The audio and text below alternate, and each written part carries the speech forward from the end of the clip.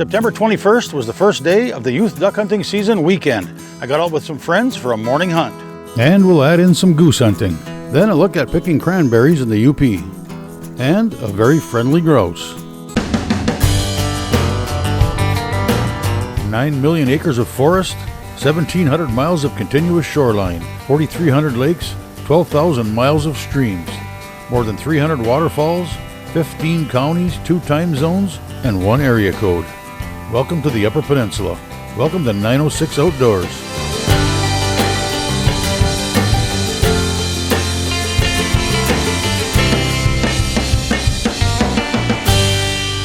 .906 Outdoors is brought to you by Cooking Wild Seasonings. Make it fresh, make it yours.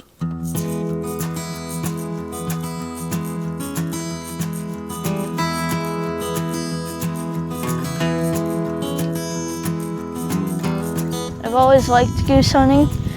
I've been going since I was 7, I think.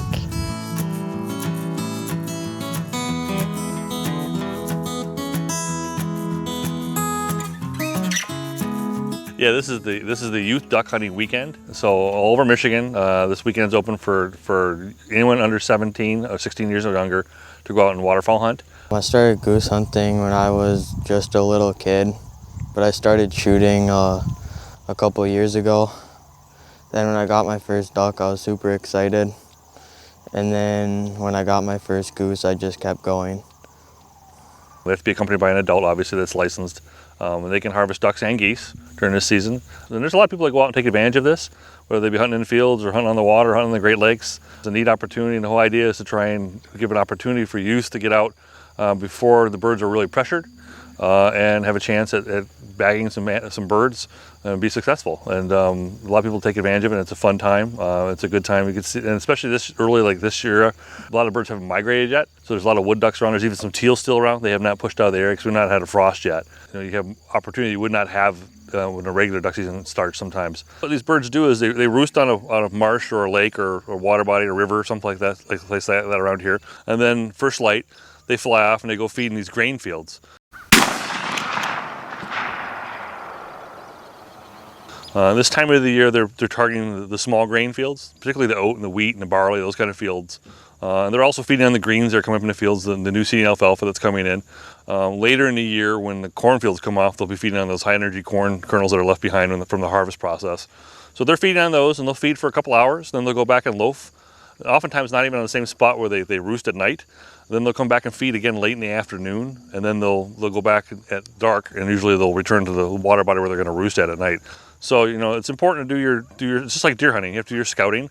So in the morning or in the afternoon, you go out and you look for birds and figure out where they're at, and that's the spot you want to be. So you have to talk to landowners, get permission to be on those properties, or do your scouting on the water to make sure you're going to be in the right spot, because they're there for a reason. They're feeding there, or they're loafing there, or there's something that's attracting them to that spot. And that's the place you want to try and find, and you want to be able to take to your advantage.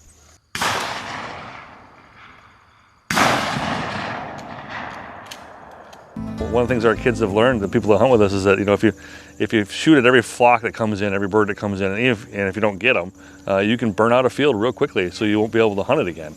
So the trick is to shoot some birds, be successful, and then get out and let them rest in the field and come back into it again. Let it sit for a couple days or a week or something, and then you can come back and try it again.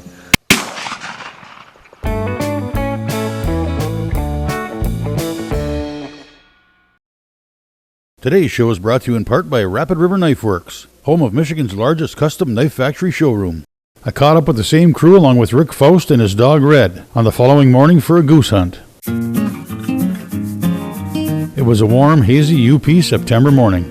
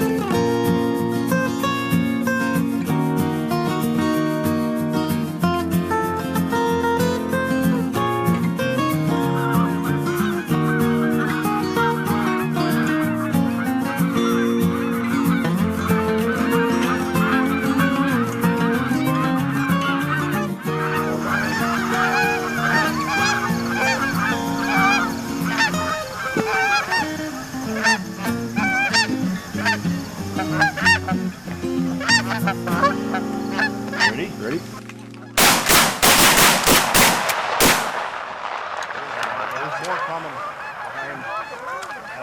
It's tough when you got short stubble and you're trying to hide out in a field and you got a blind this size. So we're sitting on the edge of the field and it doesn't always work out like you think. And they came in a little long and sometimes it happens.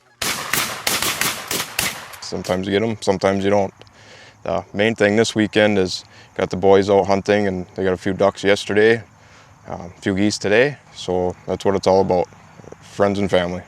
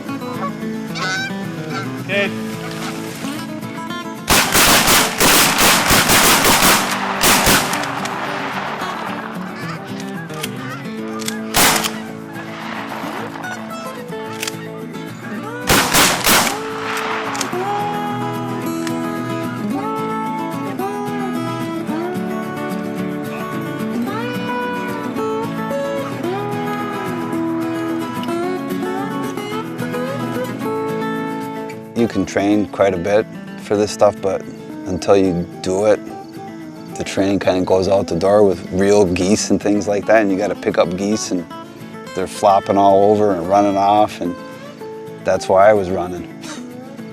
That was part of the plan, I guess. And then, you know, you're shooting at more birds, and then she's looking at, oh, maybe I'll drop this one and go get those, and it gets to be a cluster, but we worked it out, and she got a nice long retrieval over there, which was pretty fun to have, and she at least didn't pull the blind out to the field. Pretty good.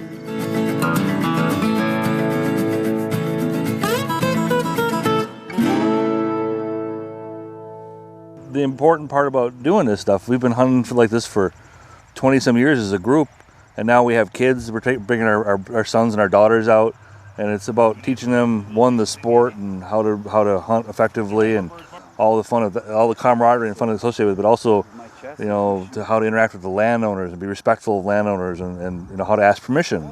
We make the kids go ask permission, and they have to learn how to do that, and then, you know, how to say thank you, and that's part of the whole experience, and it's kind of cool to see them as the next generation start to pick up that torch and run with it and be effective, and they can actually hit birds, and they're bringing them down on their own, and it's fun. It's an enjoyable time. It gets, especially when the birds really fly well and there's lots of opportunity. We get a few hunts like that every year, and the kids enjoy it. And we bring a lot of other people out with kids and people that don't get a chance to hunt much, and that's fun to get them out and have them mentor a little bit into this too as well. So it's always enjoyable to do that. Then when I got my first duck, I was super excited. And then when I got my first goose, I just kept going. First year I didn't hunt, but I went along and watched them hunt. And then the first year I actually was hunting them. First hunt, got a goose, the only one we got that day. And then later that day I got my first ever deer. I go deer hunting a lot every weekend during deer season, and then during duck and goose season I go every weekend too.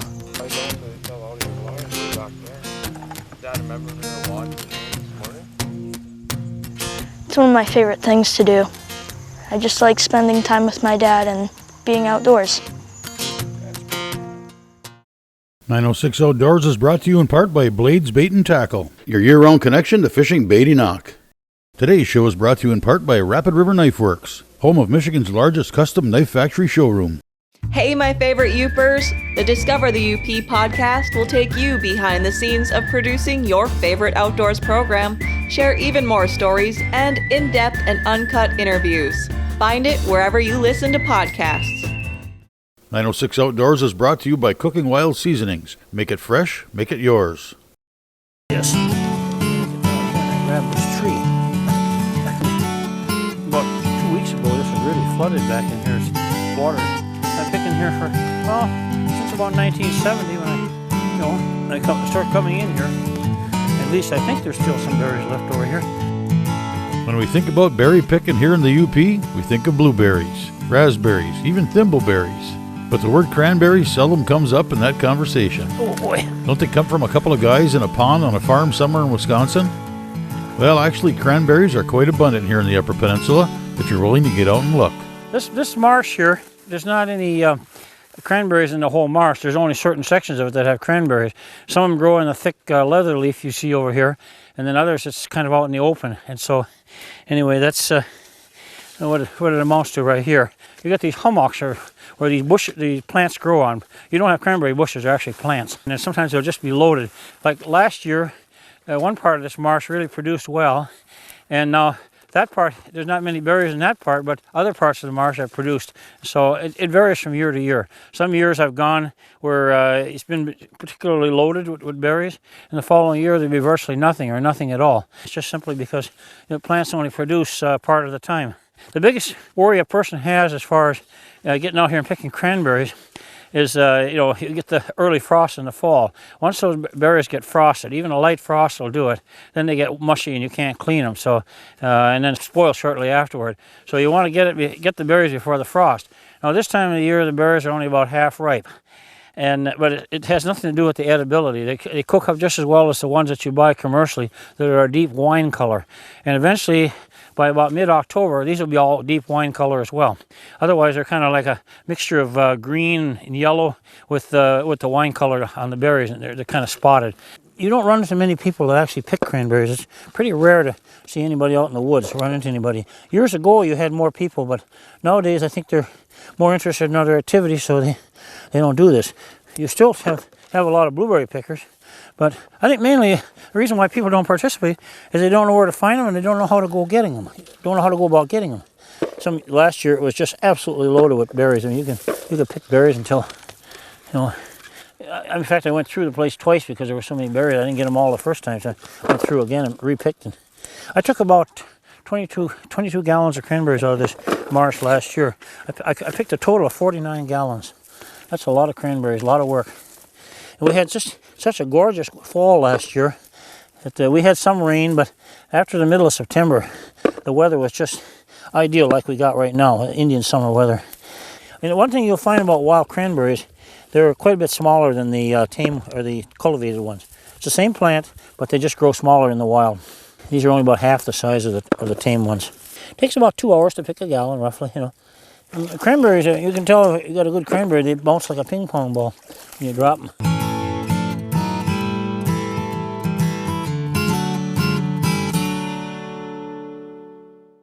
.906 Outdoors is brought to you in part by Blades Bait and Tackle, your year-round connection to fishing Badenoch.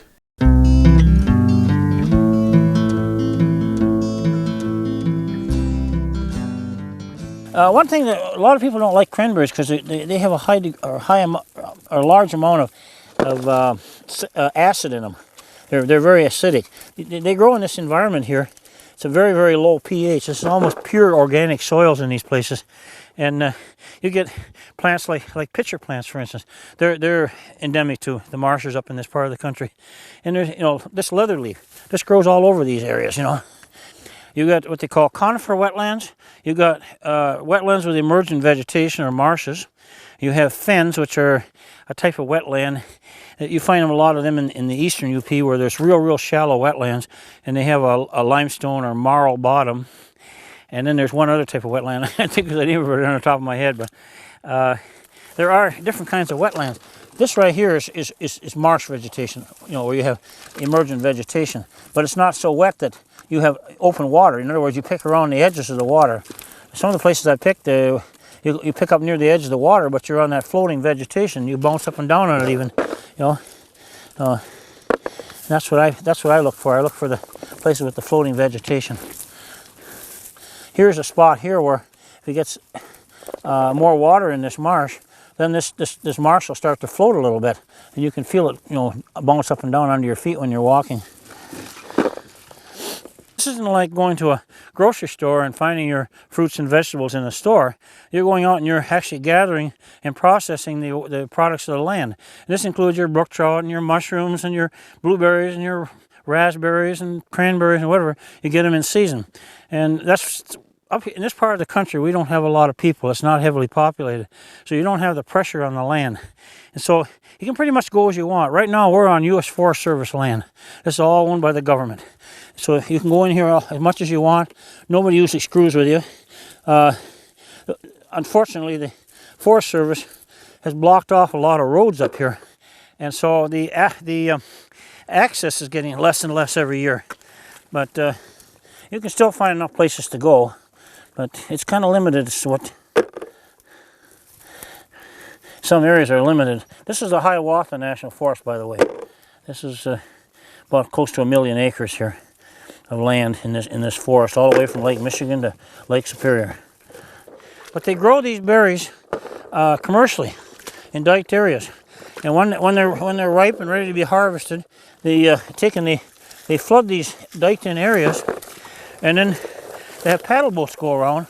They knock the berries loose, and then they have a suction hose where they suck the berries up.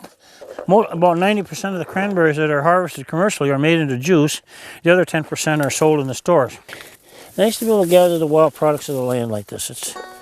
But I've been picking cranberries since I got out of service in 1970, so that's 44 years at it. This is what it is to live in Upper Michigan. I just love doing this. This is outdoors. Pick some more of these. Right now I got a pail full. I mean a full pail. Oh boy, it's soft. Okay, this is the way I clean berries. Like that. And this gets rid of all the grass and the leaves and the pieces of moss and other detritus, and the berries come real clean.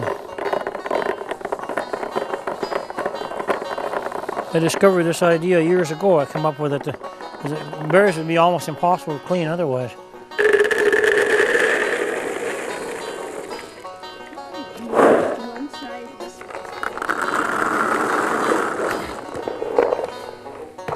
As I'm checking for bad berries, if they're soft or they're discolored or rotten, and then I snap the stems off, see? I find stems on them, I snap the stems off. So when I get done, they're perfectly clean. Oh, I see. I hear, see you got a bad berry like that? No good. Toss them out. Particularly a nice bunch of berries today. And I looked at it, I'll look at them like this, I'll shake it and I'll look at them to see if there's possibly any bad ones or any stems I missed.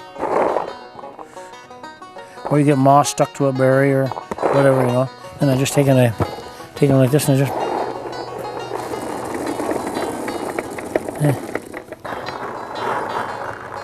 When you get ready to make sauce out of them, I make sauce with these berries. I have a formula that I developed. It's 2 parts of berries. I mean 4 parts of berries rather to 2 parts of water. And what you do is you put them in a pot and you boil them until the berries pop. You just put them on a low heat. When the berries all pop, then you take and you turn the heat off and you add 1 part of sugar. So the formula is 4, 2, and 1. And you get just the right tartness without being too sweet or too tart. Just perfect. And you can take those same berries, by the way, and you can make pies with them with that same formula. Because you add some tapioca to the berries, like you do with blueberry pie, and they'll make perfectly good. You can have cranberry pie. So you can have it both ways, either in sauce or in pie, and make them in pies.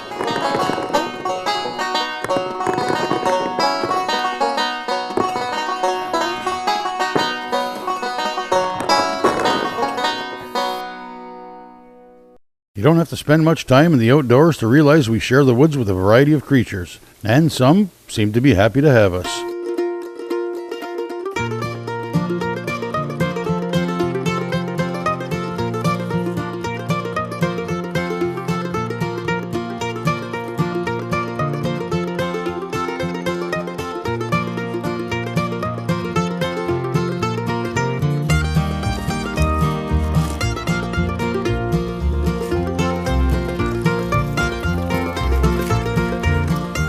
Yeah, this is pretty unique. An old partridge, little partridge that comes and meets you whenever you're walking around out here.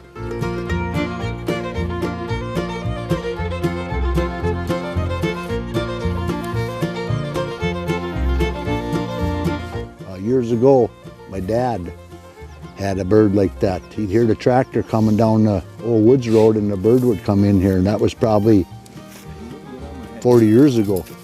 And my dad is long past, but we're running into this partridge, a partridge again this year, and he seems to like people.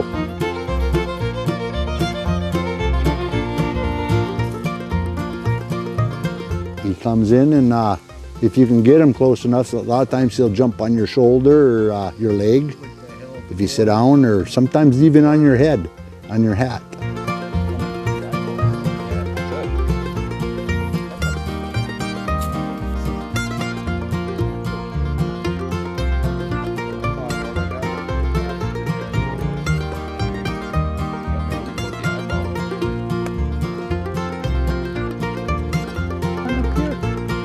Can get aggressive, hopefully you don't pick you in the eye, you know, but take your chances with him. A buddy of mine says, that's your dad, because years ago my dad had a bird like that, and it's pretty neat if it is him. Yeah, it's pretty unique.